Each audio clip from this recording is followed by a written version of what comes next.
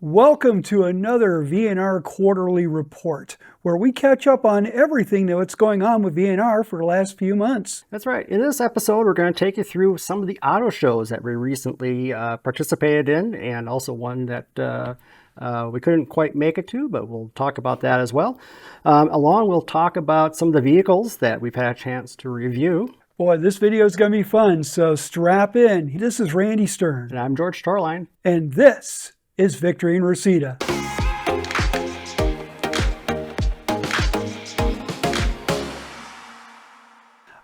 First things first, just want to say car season is back. Yes, finally. Yes, indeed. So just want to say a shout out to my boys over at Drive Cartel. Next month, they're kicking things off at Cars and Craft.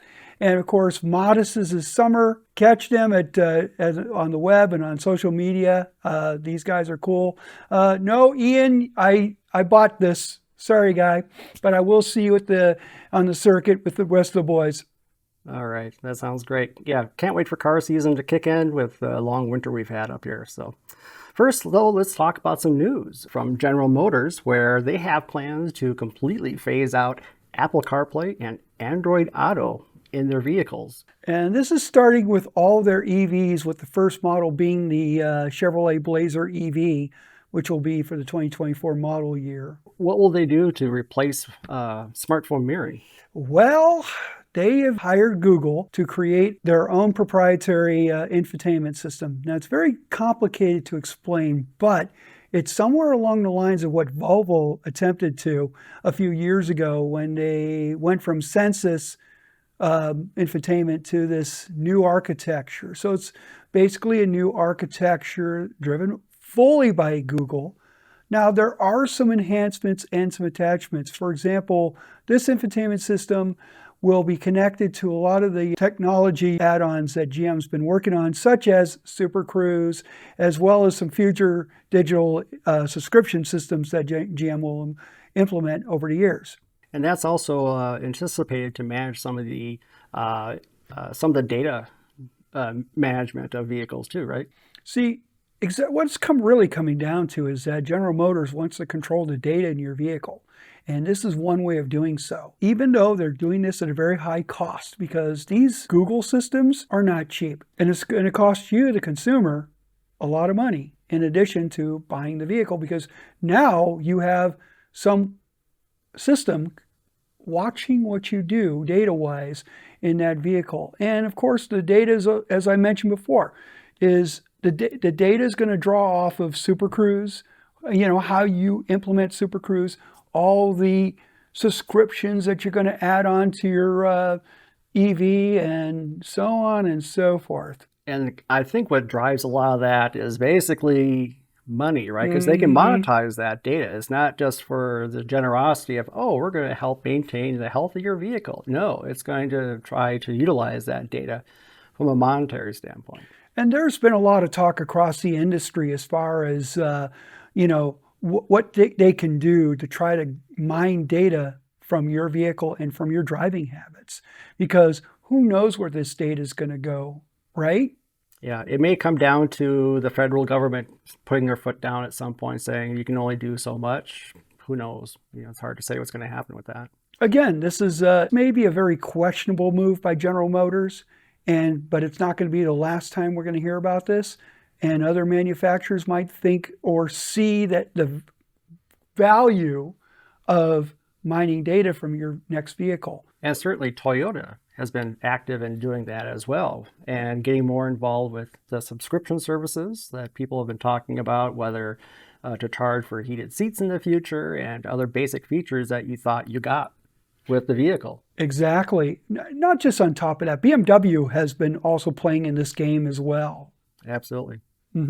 So, folks, if you care about your privacy, be careful what you buy. Unfortunately, it's just the direction we're heading in. Absolutely. Moving on, we're going to talk a little about the auto shows, where springtime is a popular time for the auto show season. And so kicking it off for us in the upper Midwest is the Chicago Auto Show. So Randy and I took a drive down to Chicago and checked out the latest and greatest at the Chicago Auto Show. And we take a look at some of the debuts. And one of them was the 2024 Toyota Grand Highlander. The Grand Highlander, that's correct. This is a Highlander with a 6 to 9 inch stretch on both the wheelbase and in the interior. The claim that they're making is for third row passengers, especially adults, like perhaps you and me, to be able to fit in the back seat and be comfortable with it.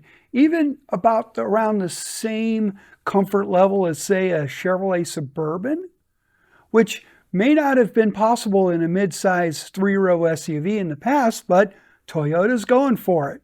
And they're not going to be alone in this segment because now we've got the Mazda CX-90, which is a 3-row, and it's becoming a popular category for vehicles of this size. Well, on top of that, let's not forget about the Jeep Grand Cherokee L, which is their 3-row, and how they have kind of created a larger shell in the interior, as well as getting a little stretch in the wheelbase on top of that. And they did a really nice job, I think, of the design, where it doesn't look like a huge monstrosity of a vehicle. It looks slightly bigger than a regular Highlander to me. And on top of that, if you look at the exterior, there's nothing that says Highlander. So this is a departure from the Highlander's basic design. And we did ask the engineer that was involved in the Grand Highlander program, and they assured us that the Grand Highlander will not be seen in the regular Highlander. But there's one big difference that is found on the Grand Highlander, and that is they are putting in what's called the Hybrid Max, which is the turbocharged 2.4-liter four-cylinder engine with the hybrid drive system. And that's similar to what is available in a few of the Lexus and Toyota models. And now the Crown. Yes, matter of fact, that's the same driveline as the Crown, except it's pretty much tuned for the Grand Highlander. So prospect on this vehicle looks pretty good. And of course, you see the Toyota badge, everybody will come running, right? Yeah, it's a popular vehicle, so yeah, I could see a lot of future sales for this vehicle, for sure. Absolutely. Second debut we saw was the 2024 Subaru Crosstrek, which again takes the same footprint as the 24 Impreza. This is a sort of a second generation of Subarus. They've went ahead in the last round, created a whole bunch of Subarus on a new platform. This is a second generation version. I think the Crosstrek looks meaty, it looks better, but the biggest thing is that they're implementing some of the technology that are seen in both the Legacy and the Outback. Wait a minute, that's interesting. I said Legacy before the Outback. Kind of weird, isn't it? But still, there's an 11-inch vertical infotainment screen that's integrated into the Crosstrek as it is on the Impreza. We're going to talk more about Crosstrek in a little bit, but I dig it. It does look nice. I really did enjoy looking at that at the show. Let's talk about the other debut. You were spending more time with them than I did. Yeah, so we also saw the debut of the 2024 Volkswagen Atlas and the Atlas Cross Sport. This is more of an update rather than a complete revamp. So in this update, Volkswagen updated the headlight design, and the taillights are redesigned and they look really nice. Interior finishes have been updated as well. The seats look very nice with cross stitching, and some of the dashboard infotainment bits have been updated as well. So it's really an attractive update that they did to the vehicle. Certainly, Chicago Auto Show is really an amazing show if you get a chance to go, because you'll see a lot of concept vehicles, leading edge release types of vehicles like the ones we just spoke of. And you're saying this is because this is George's first Chicago Auto Show as a working media. That's right. Yeah, so he's like enamored by the 1 million plus square foot of all these cars and other things that are inside, and I'm used to it. Not counting how many I've done before. My first one was in 2004, but there's always something fascinating to see, cars you catch up on when you've seen on press releases or in previous auto shows. The case in point was the Toyota Prius, the 23. That was introduced in Los Angeles, and it was our first chance to even see it. And if you click up here, you could see the video of that preview. That's right. We have videos of the new Prius as well as the new Crown. As well as the Alfa Romeo Tonale, the Dodge Hornet, and a special video on the 2023 Acura Integra. That's right. So from this auto show, we produced a fair amount of content. So that's going to also be in the description below if you want to check those out. And by the way, we got more coming, do we? We certainly do. Absolutely. But just before we move on, I want to pinpoint or highlight some of the things that really impressed me about the Chicago Auto Show was not just the size of the show, but the lighting. I think the lighting, compared to in Minneapolis, they do a lot more in the way of lighting the cars that I think adds a lot. I was really impressed by that. And, of course, the concept cars and the additional types of cars that we don't normally see up in Minneapolis here. Very interesting point, because the next thing we're going to talk about is our local auto show, the Twin Cities Auto Show. There's been some mixed reviews of the Twin Cities Auto Show because, well, first of all, it has returned indoors to the Minneapolis Convention Center after a few years away. The last time it was there, Governor Tim Walz declared a shutdown in the state of Minnesota right in the middle of the third from last day of the entire show that year. Right, due to the pandemic. Yeah. Yes, and but it's back. Not exactly the full strength, because the main hall was cut maybe by about 2/5. They put some stuff in the ballroom and a few other places all around.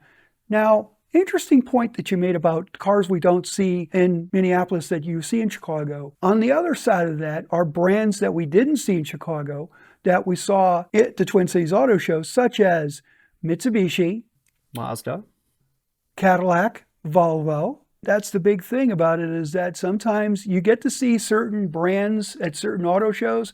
May not necessarily be a tier 1 like Chicago, but Twin Cities is considered a tier 3, even though the producers will tell you otherwise.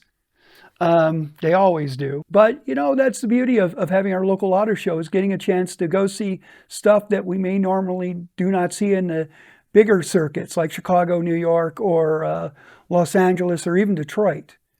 And I will say, with our show compared to Chicago, Chicago had a lot of indoor tracks, whereas Minneapolis did a lot of it outside. Of course, they had Camp Jeep inside. And the Ram truck experience. Right. But they had a lot of vehicles that you could test drive out on the streets of Minneapolis and in a real world situation. So I give them props for that. Potholes included. Yeah, so it's a good maneuverability test.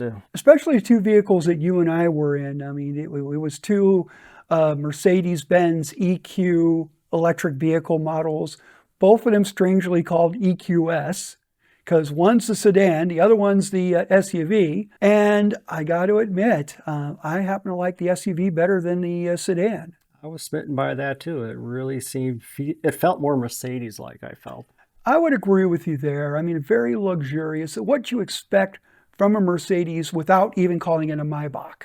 But do keep in mind that, we're comparing apples with oranges already. Chicago has a bigger press element to it with a larger public show, whereas Twin Cities is more consumer focused.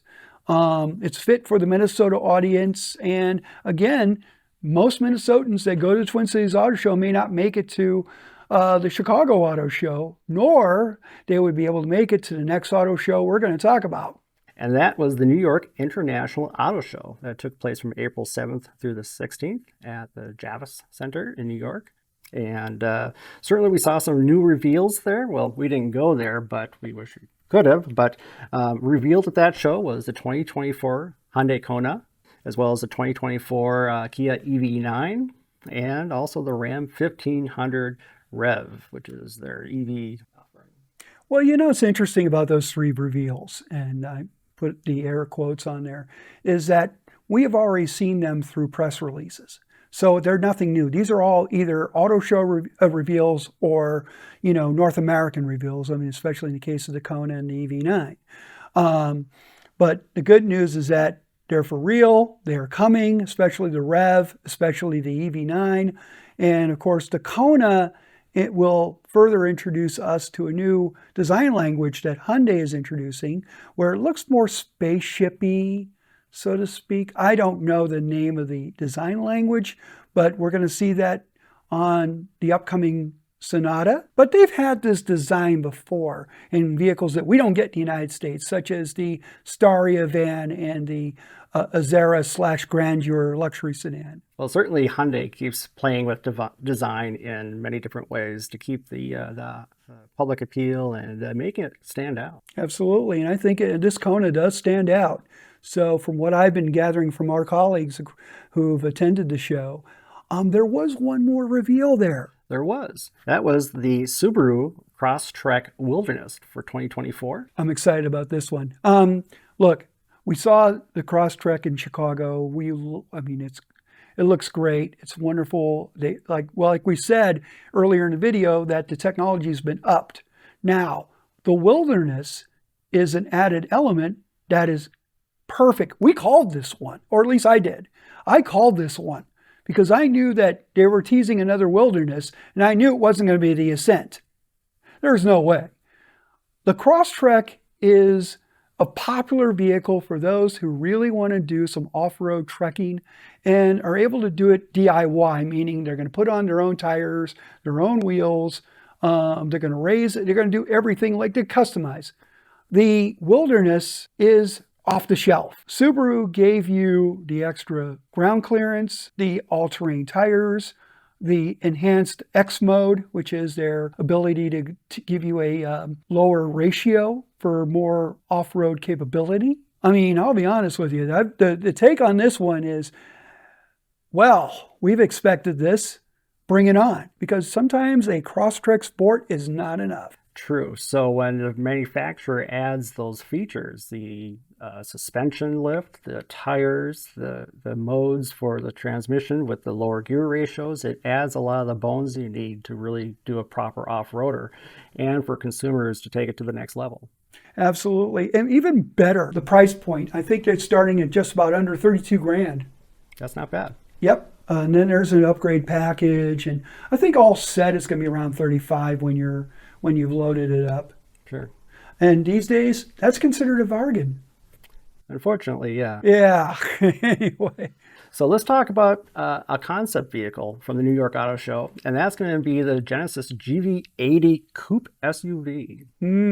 I tell you what, I'm not a fan of coupe SUVs, but Genesis has a way to yank your attention and say, look what we could do. And everyone says it's stunning. I agree. It does look very interesting. And it's hard to pull off a proper coupe SUV because of roofline issues, but it'll be interesting to see more of this vehicle. I think so. And I think if you compare that to what Mercedes and Audi and BMW has done with their coupe SUVs, I think Genesis has their own little touch to it, and I think it's going to work. Yeah, so we'll certainly keep an eye out for that as we get more details. Absolutely. Speaking of teased, we also saw something about the Toyota Tacoma. Yeah, just a little teaser. Come on, bring it. Okay, I know it's probably about days or weeks away. We don't know when the date of the actual reveal is going to be, but they had a golden opportunity to do it at the New York Auto Show. Why did you do it, Toyota? Some of us been waiting for a new Tacoma for a long time. That's right, we've been waiting. And it's a 2024 model, right? Yes. So here we are in mid-April, so it'll take some time yet, I guess, huh? I know. Toyota, do yourselves a favor. The Detroit Auto Show has been moved to June. Don't wait till then. Just reveal it, please. Thank you. All right, so next we'll talk about some of the vehicles that we have been working with lately. First one's going to be the Hyundai Palisade Calligraphy. You know, it's one of our favorite SUVs, really. It's, when it was introduced for the 2020 model year, it shows what a mid-size three-row SUV should be. A lot of space, especially adult space in the back, referring to the Grand Highlander that's coming out. But I think that compared to the Grand Highlander, this is a little bit tighter, third row wise, just a little preview. But the thing is that the Hyundai Palisade has always turned in something special, unique, and more luxurious than, say, the other vehicles in its class. In the calligraphy, you can't go any further up the chain than you would in this model. They lather up the luxury. We're talking about luxury that could be mistaken for it being a Genesis. Yeah, absolutely. The materials they use, the seats, everything. It's just very nice. And again, it's still powered by a 3.8 liter V6, about 291 horsepower, I believe. I don't have the numbers in front of me. Sorry, folks. The push button operated 8-speed automatic with all-wheel drive on this particular unit. But let's put it this way. It still does the job, and it does so comfortably and competently. And that's more important, especially when you're going to have new competitors in this segment in the next months or years. Yeah, it's increasingly becoming competitive as other manufacturers are bringing out similar offerings, and they'll need to continue to innovate in this space to keep the consumer's attention, I think. Absolutely. Next, we'll talk about the next vehicle, and that is rental car roulette vehicle. You spin once and you might win. So in your case, yours landed on the Ram 1500 Classic. Yes, it did. Matter of fact, between you and me and everybody, the old Ram, this is the old Ram 1500. This is the one that was introduced in 2009 as a Dodge. And in 2011, they split the truck business over to a new brand called Ram. So that's why whenever I hear somebody say Dodge Ram 1500, one of the new products, I cringe, because these are Ram trucks. Let's get that out of the way. However, going back to this truck's been around since 2009, and it's there for a reason. If you price the new generation Ram 1500s, good example, let's say you're looking at a work truck.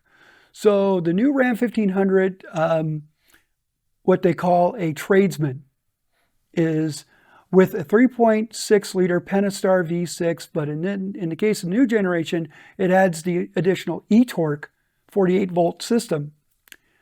Base price is $37,000. For a basic truck. For a basic truck. This is why they built the Classic. The Classic is the old Ram, but it's a really good Ram. You can't beat this thing. However, going back to pricing, a tradesman version of the Classic is going to run you just 30 grand. Much better.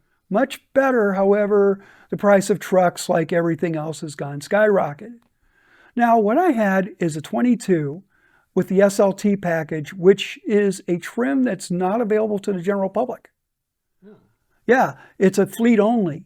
So, and what it is, it's an upgrade. It's like the SLT in the new Rams, cloth interior, upgraded equipment from tradesmen, carpeting, 8.4-inch Uconnect screen, a little bit additional equipment here and there.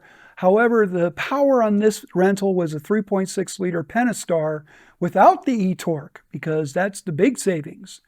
But then again, is e-torque worth $6,000-$7,000? Boy, it would take a lot of gas savings to make up for that. I would agree. I would definitely agree, because the fuel economy difference between the 3.6 and the 3.6 e-torque is probably about 1 or 2 miles per gallon on average.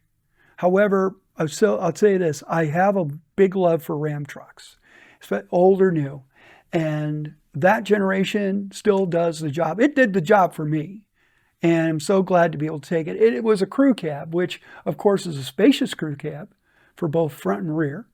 This one has a 4-wheel drive and usually controlled by buttons in the console, as well as the transmission is a knob transmission. You know, unfortunately, that's the way Stellantis is going to go with these things. But still, great truck. I enjoyed it. Well, good. Well, glad that served your purposes for getting around and hauling things that you need to move around, and sounds like it did the job. Absolutely. I'm very pleased to have that. So I'm going to go switch, and I'm going to ask you about a vehicle that we just mentioned a few moments ago. The 2023 Lexus RX 350 all-wheel drive. That's right. So we had that vehicle for a week, and I spent a good amount of time. In fact, I drove it quite a bit, especially driving it to Chicago and back with you. And Lexus made some really nice improvements to this. And the big thing in my mind was the infotainment system, where they no longer have the trackpad manipulation. Now you can just touch the screen directly and choose your options. The menu layout too has been simplified with the new infotainment system, so that you can navigate more cleanly and more easily now through that screen. The big screen too. Yes. I was really impressed by. And it was very speedy to your inputs. It wasn't laggy or anything like that. So they're on top of the performance in that regard. Other attributes about the vehicle, no more V6. So I don't want to spoil too much about this vehicle since we have a video on it that you can link below. But no more V6, just Turbo 4 offerings and regular Turbo 4 and 2 hybrid options as well. Yeah, include the plug-in for the RX 500h Plus. But ours was just the 350, which had the Turbo 4. And actually, I mean, I kind of hemmed and hawed whether I liked it or not. But honestly, in the end, it did very well. It did much better than I thought it would be. And I think the difference between that Turbo 4 and the V6s they have offered since day one is torque. Because usually when you get one of those V6s, it's usually good on horsepower, then you look at your torque number, and sometimes some of these V6s do struggle. You would think pure power, but once you started engineering them for more top end as opposed to low end, then the experience is just, you know? Whereas you had more torque down below in the Turbo 4, and that's something that is a huge difference on this particular vehicle. Yeah, that makes the drivability of the vehicle much more spirited and just effortless as far as the handling and acceleration goes. Well, and I'll tell you what, I'm now a winner. I'm now a stand for this vehicle. I mean, the RX, when you watch the video, here's a spoiler, the Lexus RX is not only the best seller in the brand, but also one of the best sellers in its class, if not the best seller in its class. I think last year it did very well sales-wise compared to, say, the X5 BMW, Mercedes-Benz GLE, and other vehicles in its class. Also, don't want to spoil too much, they added more room in the rear half of the vehicle, so a little bit more leg room, more cargo area, so that's going to be helpful for families. Absolutely. So we'll move on to the next vehicle that we've worked with, and that's going to be the Volvo S60 Recharge. Oh, yeah. This current generation of S60 has been around for a few years, and we know that's a competitor to the BMW 3 Series, Genesis G70, and Acura TLX, Alfa Romeo Giulia, and so on and so forth. So let me back up a little bit about the S60, why we got this Recharge, and why it's now called the Recharge, because up to about last year, the driveline was called T8. Now the T8 combined the turbocharged and supercharged engine with a plug-in electric architecture. Well, they found there were some problems with that particular driveline. So they took out the supercharger, made it turbocharged. They upped the performance on the gas side of the engine as well as the electric. So you have a much better driveline to work with, more simplified. So, and probably more simplified to work on if you're a Volvo technician, which is good. They shuffled the propulsion options because now the non-plug-ins are mild hybrids. And they also shuffled the trim packages. Ours is called the Ultimate, which used to be called Inscription. But in this particular case, they have a special edition available in North America because this particular model was built in South Carolina, so it's all blacked out. So the black edition. Let me move back to what I was getting at here. The car was uncomfortable. It drove very well. It drove decently for the most part, especially in our lovely winter. But more importantly for me is I need the space and comfort. That got a little tight for me. And I think Volvo was going after some of the sportiness there too by having, tightly bolstered seats. When I drove it as well, I noticed the seats were, tight for me, but I have kind of a wide body type. But I can see why Volvo may have done that, but I think the seats could have been a little bit more accommodating and still be sporty and supportive. Look, it's a good car for those who appreciate Volvos, who want a little bit more sportiness out of their Volvo, but it wasn't the experience I really wanted in the end. Again, I want to go back to the competitors. If it was my choice, if I was in the market between an S60 and everything else, I mean, look, I would look at Genesis, I would look at Acura, Alfa Romeo, and BMW. I know Alfa Romeo, quality, locked to quality, but you know what? If you've never driven a Giulia, do yourself a favor and do so. Same thing with the other vehicles I've mentioned, 3 Series, the G70, and the TLX. Okay, you could throw in an A4 if you want, but it's an Audi. It's an Audi. Yeah. Well, now let's talk about a really different kind of vehicle, and that's going to be the Kia Niro. Polar opposites, right? Absolutely. This is really one of the best values in hybrid vehicles. Even a better value than a Toyota Prius. Well, it's even more practical than a Toyota Prius, especially the new one that's coming out. It's still a little boxy. They did take away the C-pillar glass for this one. They made it very modernistic. My model had a two-tone panel that ran the C-pillar, so it kind of looked funky, which is cool. I mean, this is what Kia wants. However, I had the hybrid. It's a decent driver. It's not going to be the one that's going to make you win races, but it will get you from point A to point B and return about 45 or more miles per gallon. And you can't beat that. No, you can't. Not these days. Not easily. Right. If you look interior-wise, you see a bunch of cues from the EV6 that where they put the ignition on the console now, although it's a real shifter. But the instrument panel is about the same as almost the same as the EV6. So there's a lot of design continuity for electrified vehicles, and we're probably going to see more across the Kia lineup. More importantly, value. Now, mine was pretty much the top of the line, everything. SX. It did come out to around 35 grand. But you could still get some options taken off, bring it down a little bit. The Kia Niro also comes in a plug-in hybrid and a fully electric version. And now the fully electric versions are starting to pop up right now. Well, that all sounds good, Randy.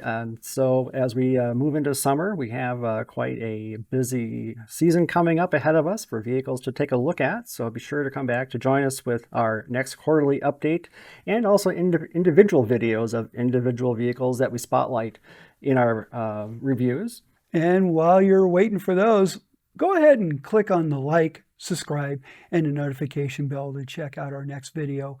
And if you want to read all the great content in our website, it's victoryandreseda.net. That's victory, A-N-D, Reseda.net. That's right. So thank you for watching, and we'll catch you in the next video. So long, everybody.